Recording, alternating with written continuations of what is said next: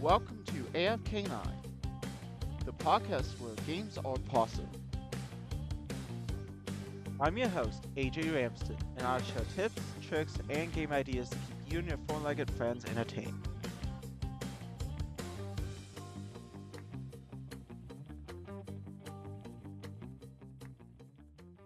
Hey there, welcome back to AFK 9. I'm your host, AJ Ramsden, and today we're switching gears a little. In previous episodes, I talked about games where you control animal companions and fight with them as allies, like in Baldur's Gate 3 in the 4K series, but in this episode, you don't just team up with animals, you are one. We're diving into the wild and weird world of Biomutant, an open world RPG developed by Experiment 101. This game lets you create and customize your own animal character and explore miles of beautiful landscapes and make choices that shape the entire world. Instead of being a human controlling animals, you step into the paws of a mutant creature in a world where animals have taken over. Let's start with character creation. When you start the game, you're not just picking a class or a skill tree. You're designing your furry hero from head to tail. You can choose its fur pattern, ear shape, body size, and even how intelligent, strong, or fast your character is. These traits actually affect your gameplay, so if you pick a smart little creature with skinny arms, you'll have more psychic powers. But if you build a big, strong character that looks like a bear, you'll be better at melee combat. There's even a DNA slider that lets you fine tune your mutations for things like charisma, vitality, and speed. You can also choose a starting class like Commando, Saboteur, or Psychic to give your character special perks and starting gear. Whether you end up looking like a punk rock ferret or a hybrid bear cat warrior, you'll feel more connected to your animal character from the very beginning. The world of Biomutant is filled with mutated animals and creatures you meet, friend or foe, are the result of a world that's being changed by pollution, chemicals, and old technology. It's a colorful, post-apocalyptic planet where nature has reclaimed everything. Imagine forests taking over cities, rivers running through old factories, and all kinds of strange hybrid animals roaming everywhere. One of the best parts of Biomutant is the way it blends your animal's behavior and personality with the game's factions. There are 6 tribes in the game, each with its own fighting style and philosophy. Some are peaceful and want to unite all the creatures left in the world. Others are more aggressive and want to dominate and control other animals. You choose a tribe to join, and this decision affects the game's story and ending. It's like picking your pack, so you're not just a lone animal randomly roaming the world. You're choosing what kind of animal social you want to be a part of, which changes everything in the game. You'll also meet and interact with a lot of interesting animal characters while playing the game. Some of them will help you, but others will challenge or fight you. A lot of them have unique personalities and will train you in new skills, like a turtle who teaches you how to fish. There's also Moog, a large bear like creature who specializes in hunting big predators and gives you quests to defeat legendary beasts. Gizmo is a mole rat mechanic and mad scientist inventor who helps you build a mech suit. Another character named Out of Date looks and acts like a sloth, and uses a wheelchair because he was hurt while fighting another monster called Porkypuff. He lives in a tower and guides you through key parts of the story. The character and Biomutant all have a lot of personality and tell funny or serious stories about how animals have taken over the world. Now let's talk about exploring the Biomutant map. Your mutant animal can climb, jump, swim, and glide through areas from dense jungles to snowy mountain peaks. Moving around becomes even more fun once you find and tame mounts, just like in Red Dead Redemption 2, but the mounts and Biomutant are a lot more exotic. You can tame giant lizards, walking fish, and a weird hybrid horse goat with armor. Some mounts are perfect for navigating through rocky trails or escaping enemy patrols, while others are better for crossing rough terrain or toxic zones. You'll find different mounts in each biome, and they all have unique abilities and benefits. Some mounts require special food to tame, and you have to complete quests for others. You can summon mounts instantly once they're tamed, which makes travel much easier. Biomutant also has several unique and secret mounts, like the Peewee Gargantua, a massive aquatic creature unlocked by helping Gil and Bobo Bottom, or the Bat Nom Nom, a giant bat-like creature you can earn by completing a special quest. You can even ride the mechanical Mecha Thing Row, which looks like a robotic hand. These rare and secret mounts don't just look cool, they have unique abilities to help you explore areas of the map that can't be reached without them. One of the more interesting mechanics in Biomutant is the way your character evolves while playing the game. You gain bio and side points that let you mutate your body or unlock psychic powers. It's like being the animal version of an X-Men mutant. Combat is a big part of Biomutant, and the game's animal influence is everywhere. Your character fights using martial arts, special weapons, and mutant powers. It's full of flips, dodges, and wild attacks. And your fighting style can be based on animal skills like a cat's agility, a bear's strength, or a hawk's precision. I really like how the story adapts to the choices you make while playing the game, including how you treat other creatures if you help animals and unite tribes. The narrator changes how he talks about you, but if you go to the dark side, attacking everyone and helping violent tribes, the world starts to look and feel darker too. So Biomutant isn't perfect. Some parts of the game feels repetitive at times, and the narrator can be annoying after a while. But if you're looking to play as a sword-swinging foxborough hybrid or just want to explore a world where animals rule, Biomutant delivers some great gameplay where animals aren't just sidekicks. This is the AFK9 podcast, where games and pets unite. I'm AJ Ramsden, now let's get back to the action.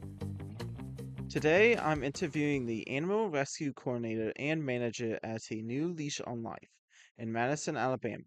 These nonprofit rescue centers are different from traditional city and county-run shelters, like the Florence Lauderdale shelter I highlighted in previous episodes because they save animals with funds at the Madison County thrift stores. First, what's your name? Okay. My name's Denise Phillips. And what do you do here at New Leash on Life? I am the Madison Lifesaving Center Animal Manager. Okay.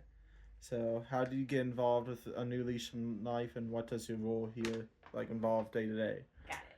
I started with fostering puppies. Got involved, just thought I would help out some puppies, and it kind of turned into fostering adult dogs, cats, kittens, everything in between. And I've worked here at the Madison thrift store and boutique. I've worked at some of the other locations. We have 3 life-saving centers, 3 thrift stores. So I've worked at all 3 life-saving centers and the Madison thrift store, and I currently manage the Madison Life-Saving Center boutique. I'm the animal care manager. Yeah. What are some of the biggest challenges you faced in managing the rescue efforts at this location? The biggest challenge is that we are outnumbered. The amount of animals in need are this big, and we have about this many people, this much, on the resource docket. So that is the number one. We go and pull animals every single week from the shelter, but it's never enough, and I think that is the hardest. We also focus specifically on the shelters, and so that does make it a little bit of a challenge if the community comes to us. We sometimes, we have to kind of help the people help the animals instead of just automatically taking the animals, which is a bit of a challenge because a lot of people just want us to take all the animals, and we are tasked with trying to help the shelters. So it's a little bit of a juggling act to try to figure out what animal is most in need, the highest priority, and a lot of times we pick the ones at the shelter that are about to be euthanized. So how do you work with other shelters or rescue organizations in the area? that is a great question, and that makes so many things possible. A lot of times, if there is a litter of 10 puppies in need, for instance, we may have a foster that can handle some. We always kind of broadcast out to the other rescues in the area, which are fantastic, and we try to work together. The different rescues have different foster homes available, at different times, and so we see, how the puzzle can work the best. So it's definitely a whole group effort. Not a single organization can handle it all. Uh, what does no kill mean to you personally and professionally? So no kill, it is our goal to rescue as many animals from the shelters as possible to try to help the shelters achieve a no kill status. Um, you know, goals doesn't mean reality. So unfortunately, right now, no matter how many we pull from the shelter, there are still that many more in need, and unfortunately, a lot do get euthanized at the shelter. So we also try to help the shelter, help the communities. Education is huge because when a single organization pulling animals is, I sometimes equate it to just trying to stop a little leak from a whole dam that's flowing. Mm-hmm. So the no kill initiative, it's a goal that we're hopeful to achieve in the state of Alabama. But it's definitely, we're not there yet, and we're not. Sometimes it doesn't feel like we're even close, but we've all, we're trying to do the best we can to change the laws and things to help out, so we're not just scrambling in constant chaos mode. Mm-hmm. uh, if you could tell the public one thing about the mission of A New Leash on Life, what would it be? Um, my big and thing and advice is just you don't have to physically take an animal home to help an animal. With A New Leash on Life specifically, we're a 501c3 nonprofit, so we function primarily through the 3 thrift stores. So you can shop and help animals. You can donate by cleaning out your closet and help animals. You can literally spread the word on social media and help animals. Some people just want to volunteer at the Lifesaving centers or transport, or you can foster. Fostering is amazing. It's how I got started with New Leash, and it's been life changing. So just throwing it out there that a lot of times people think they can't help unless they can physically take an animal into their household, and that's not true whatsoever. There's a lot of different ways. So please come and ask us. I really enjoyed visiting A New Leash on Life in Madison and want to thank Denise and the team there for taking a break from the busy day to talk to me. If you love animals and want to help the rescue mission, please visit one of the 4 thrift store locations and check out their website at anewleashonlife.org.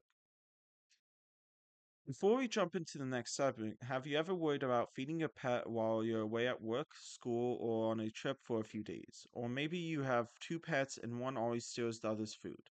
Well, good news. This week I'm reviewing 2 smart feeders from PET LIBRO that make serving meals to picky kitties and pups a whole lot easier and smarter. Let's start with the PET LIBRO automatic wet food feeder. It's really cool, literally, because it has a built-in cooling system that keeps wet food fresh for up to 3 days. That's one of the reasons why it won the 2024 Time Best Inventions Award. If you have a pet that prefers wet meals instead of dry food, this new product may be a great choice. The feeder has 3 stainless steel bowls, so you can load it with several meals before you leave.